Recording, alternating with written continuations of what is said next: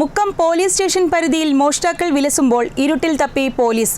എസ്ഐയുടെ താമസ സ്ഥലത്തടക്കം മോഷണം നടത്തിയിട്ടും പ്രതിയെ പിടികൂടാനാവാത്തത് മുക്കം പോലീസിന് നാണക്കേടായിരിക്കുകയാണ്.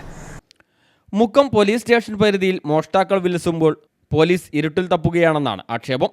എസ്ഐയുടെ താമസ സ്ഥലത്തടക്കം മോഷണം നടത്തിയിട്ടും പ്രതിയെ പിടികൂടാനാവാത്തത് മുക്കം പോലീസിന്റെ വലിയ പരാജയമാണ് സൂചിപ്പിക്കുന്നതെന്നും നാട്ടുകാർ പറയുന്നു. കാരശ്ശേരി ഗ്രാമപഞ്ചായത്തിലെ നെല്ലിക്കാപ്പറമ്പിൽ ഒരു മാസത്തിനിടെ 4 മോഷണങ്ങളും 2 മോഷണ ശ്രമങ്ങളുമാണ് നടന്നത്. കഴിഞ്ഞ ദിവസം പുലർച്ചെ വീട്ടിൽ ഉറങ്ങിക്കിടന്ന സ്ത്രീയുടെ കഴുത്തിലെ 2 പവന്റെ മാല മോഷണം പോയതാണ് ഏറ്റവും ഒടുവിലത്തെ സംഭവം. നെല്ലിക്കാപ്പറമ്പ് അങ്ങാടിക്ക് സമീപം ചേലക്കോടൻ ഷംസുദ്ദീൻ്റെ വീട്ടിലാണ് മോഷണം നടന്നത്. ഷംസുദ്ദീൻ്റെ മകൾ അഫ്സാനയുടെ കഴുത്തിലെ 2 പവന്റെ മാല മോഷണം പോവുകയായിരുന്നു. വീട്ടിലെ ചെറിയ കുട്ടിയുടെ കഴുത്തിലെ മാലയും മോഷണം പോയെങ്കിലും ഇത് സ്വർണ്ണമായിരുന്നില്ല. പതിവ് പോലെ മുക്കം പോലീസ് സ്ഥലത്തെത്തി അന്വേഷണം ആരംഭിച്ചെങ്കിലും നാട്ടുകാർക്കിപ്പോൾ വലിയ പ്രതീക്ഷയൊന്നുമില്ല. ഇക്കഴിഞ്ഞ ഏപ്രിൽ 14 പുലർച്ചെയാണ് നെല്ലിക്കാപ്പറമ്പ് എയർപോർട്ട് റോഡരികിലെ നെടുങ്ങാട്ട് ജോസിൻ്റെ വീട്ടിൽ മോഷണം നടന്നത്. വീട്ടിൽ ആളില്ലാത്ത സമയത്ത് വീടിൻ്റെ വാതിൽ തകർത്ത് അകത്ത് കടക്കുകയായിരുന്നു.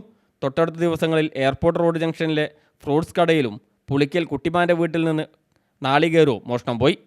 നെല്ലിക്കാപ്പറമ്പ് സ്വദേശി ഷംസുദ്ദീൻ്റെ വീട്ടിൽ നിന്ന് 2 പവൻ മോഷണം പോയത് കഴിഞ്ഞ ആഴ്ചയാണ്. തൊട്ടടുത്ത വീട്ടിൽ മോഷണ ശ്രമവും നടന്നു. മെയ് 1 പുലർച്ചെ താളത്തിൽ ഹാരിസിൻ്റെ വീട്ടിൽ മോഷണ ശ്രമവും നടന്നു. മുക്കം എസ്ഐയുടെ താമസ സ്ഥലത്ത് ഏപ്രിൽ 24 ഉച്ചയ്ക്ക് മോഷണം നടത്തിയ ഒരാളെ പിടികൂടിയിട്ടു കൂട്ടുപ്രതികളെ പിടികൂടാനാവാത്തത് പോലീസിന് നാണക്കേടായിട്ടുണ്ട്. നെല്ലിക്കാപ്പറമ്പ് ഭാഗങ്ങളിൽ മോഷണം പതിവായിട്ടും പോലീസ് പട്രോളിംഗ് പോലും കാര്യക്ഷമമല്ലെന്ന് നാട്ടുകാർ പറയുന്നു. Fasal Babu, news bureau, Mukkam.